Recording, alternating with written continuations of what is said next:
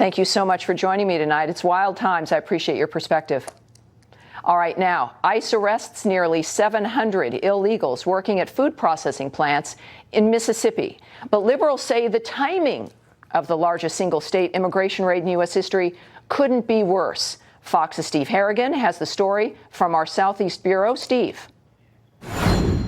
Tammy, ICE officials are calling this the largest single state raid on a workplace in U.S. history.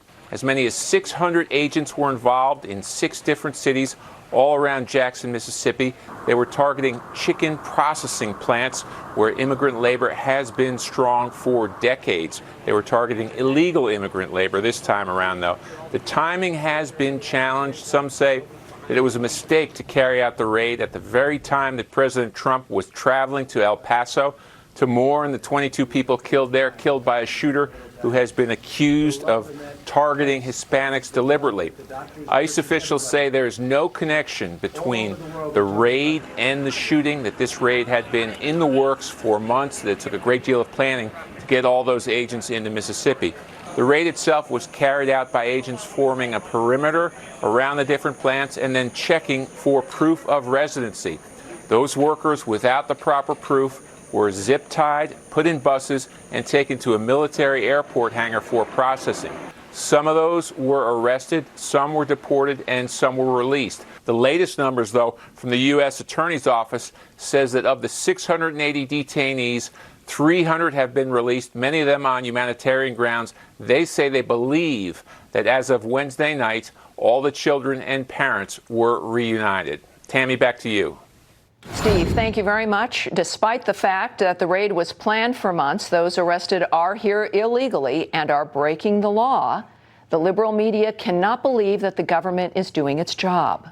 This was an attack specifically towards Latinos, Mexicans, Mexicanos, immigrants, and that today the federal government went after those same exact people, tearing parents away from their children. This is real. There is an assault on the Latino community, and we have to stop mincing words of what is happening. Here now is Tom Homan, former acting ICE director and Fox News contributor, and Alan Orr, immigration attorney and vice president of the American Immigration Lawyers Association. Gentlemen, thank you so much for joining me. Tom, what is the mainstream media missing here? This is an attack on the Latino community. This is law enforcement. This is a large-scale criminal investigation that deals with identity theft, tax evasion, harboring illegal aliens. This is a criminal investigation that's been being put together for months. So it has nothing to do with the timing of what happened in El Paso and Dayton. This is a criminal investigation where a lot of U.S. citizens' identification has been stolen. A lot of credits have been ruined. Employers are committing misdemeanors and felonies. So this is a criminal investigation. It's not an immigration sweep. It's a criminal investigation that are investigating employers for knowingly hiring illegal aliens and committing, fraudulent tax schemes. Well, see, and that, I think, is what a lot of people, of course, it's not discussed in the news, Alan, that this is what the president and the administration's been doing, which is removing criminal illegal aliens from the environment of where other immigrants live, the immigrant community in general, who are victimized first by individuals who have been, there's warrants out for them, committing crimes, stealing identities.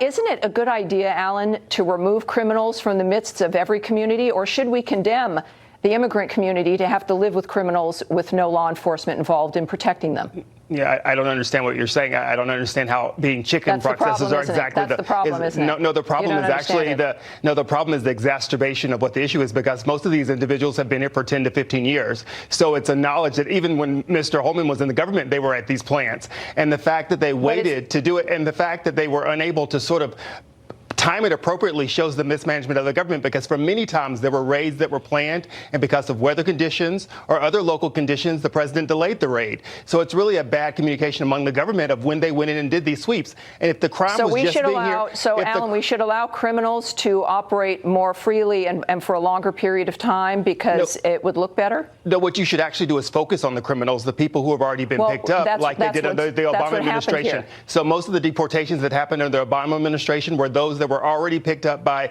other local officials for actually violating a crime. But Alan, let's talk about, in this case, these are sure, individuals and I'm giving you a crimes. distinction. I'm giving you a distinction to understand the difference. But no, and this is not about the distinction of what happened before. Let's talk about what just happened right now. Okay, sure. Criminals absolutely. have been removed from the community, the immigrant community, the people who are victimized first by criminal illegal aliens. Yeah, they weren't victimized.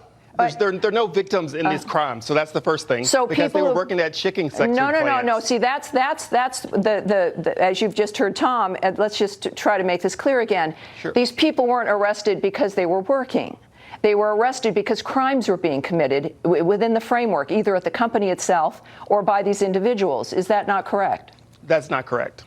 No, Because that is correct, actually. Alan, that is correct. With all due respect, Alan don't know what he's talking about. This is a criminal investigation.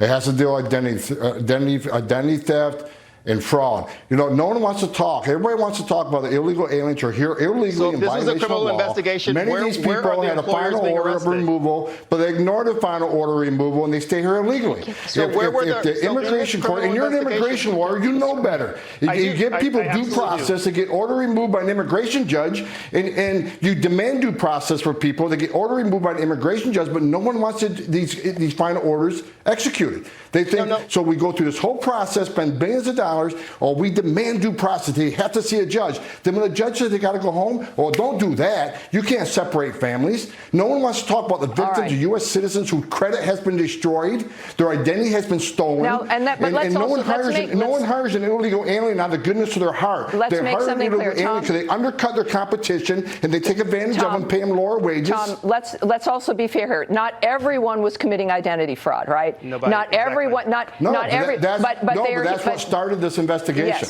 Yes, I understand that. And the focus is on arresting criminal illegal aliens. Inevitably, especially, we certainly had, I think, over 300 released the same day who went back to their families. We're looking at the certain specific dynamics that occur.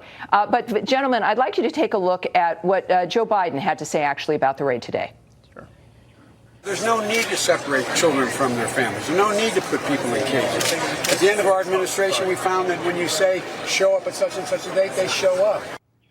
Well, Uncle Joe must not be checking the stats, right? According to the Center for Immigration Studies, 4 in 10 migrants skipped their court hearings at the end of the Obama administration. Alan, so the numbers don't lie. You've got people who are not returning. And that study is not correct. So the study is for people who are informed. So you need to look at the Immigration Council study that they just recently did that updated those numbers. And further than that, those individuals who are actually represented by lawyers, that percentage actually goes almost to 90%. So it's actually that 80% really do show up when it's noticed. And as you can see today, when they said they released these 300 people, if there was a real fear that they weren't going to show up, they would not have released those individual people back into the public.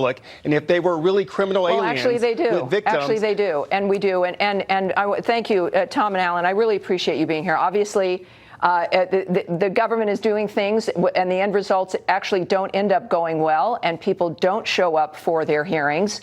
And we're going to continue to see this, and obviously continue to address it as well.